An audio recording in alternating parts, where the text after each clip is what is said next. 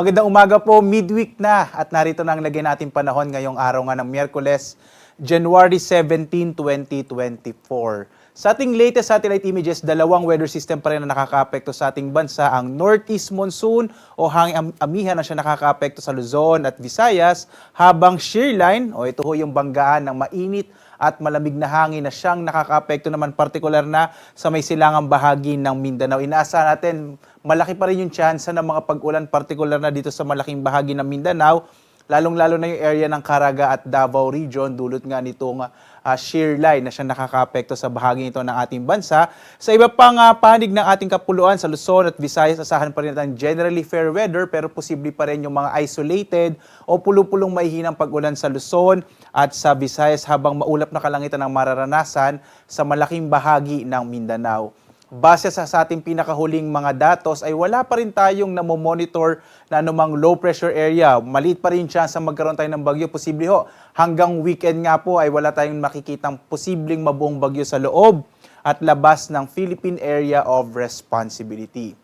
At narito ang ating nasang panahon partikular na sa Luzon. Inaasahan natin ang malaking tsansa ng maulap na kalangitan na may mahihinang mga pag-ulan partikular na sa bahagi ng Cagayan Valley, Cordillera, kasama yung Aurora, Quezon, sa bahagi din ng Camarines Norte at sa Marinduque at Oriental Mindoro, dulot pa rin niya sa pag-iral ng Northeast Monsoon o hanging amihan. Kaya malaki yung tsansa ng maulap na kalangitan na may mga mahihinang pag-ulan. Sa nalabing bahagi ng Luzon, kasama na dyan dito sa Kamaynilaan, ay inaasahan pa rin natin ang generally fair weather, pero posible pa rin yung mga isolated o pulupulong mga mahihinang pag-ulan, dulot pa rin niya ng hanging amihan. Yung agad nga na temperatura natin sa Lawag, nasa 21 to 31 degrees Celsius. Sa Baguio, 13 to 20 degrees Celsius. Sa Kamaynilaan, medyo malamig pa rin sa 22 to 31 degrees Celsius. Gayon din sa Tagaytay, 22 to 28 degrees Celsius. Sa Legazpi, 24 to 31 degrees Celsius. Habang sa Tuguegarao, 19 to 26 degrees Celsius. Dito tayo sa Visayas at sa Mindanao. Makikita natin sa Palawan, kasama yung Visayas, ay inaasahan pa rin natin ang epekto ng Northeast Monsoon o hanging amihan. Kaya generally, fair weather pa rin in-expect natin sa malaking bahagi ng Palawan at Kabisayaan, pero posible pa rin ang mga isolated o pulupulong mga mahihinang mga pag-ulan dulot nga ng amihan. Agwat ang temperatura natin sa Calayan Islands, 26 to 31 degrees Celsius. Sa Puerto Princesa, 26 to 31 degrees Celsius. Sa Iloilo, nasa 26 to 30 degrees Celsius habang 31 degrees Celsius. Sa Cebu at sa Tacloban hanggang 29 degrees Celsius.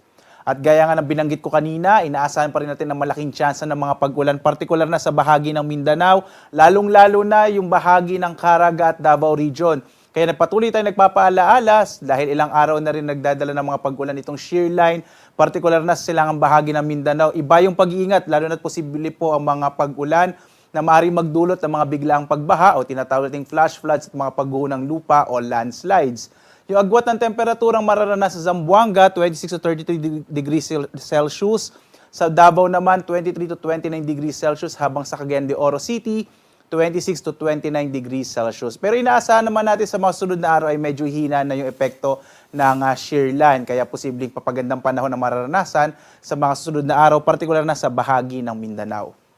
Sa ngayon nga, nakataas pa rin yung gale warning. Ito yung babala natin sa malalakas na alon ng karagatan, partikular na sa mga baybayin ng Hilagang Luzon at sa silangang baybayin ng Central at Southern Luzon, kasama rin yung silangang baybayin ng Visayas at ng Mindanao. Sa mga lugar na ito, makikita ho natin na malaki yung tsansa ng malaking pag-alon ng karagatan, kaya iba yung pag-iingat, iwasan munang pumalaot, lalong-lalo na yung mga maliliit na sakyang pandagat at maliliit na mga bangka sa bahaging ito ng ating bansa.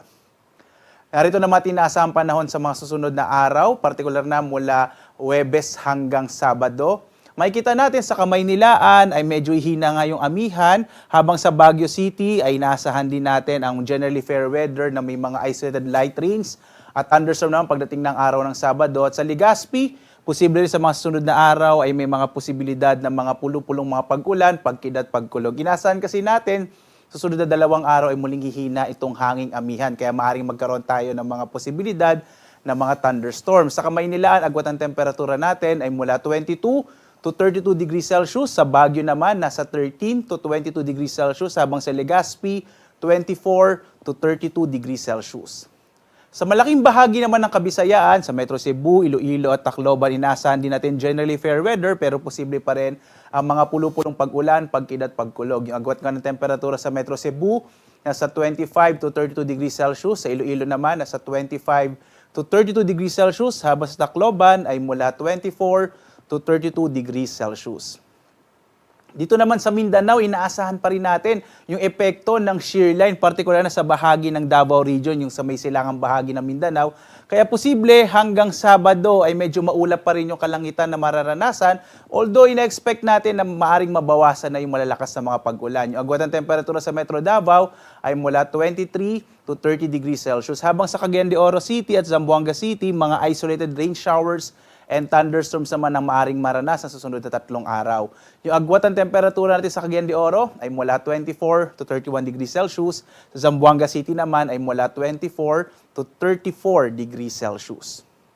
Ang araw natin ay sisikat, ganap na 6:25 na umaga at lulubog, ganap na 5:47 ng gabi.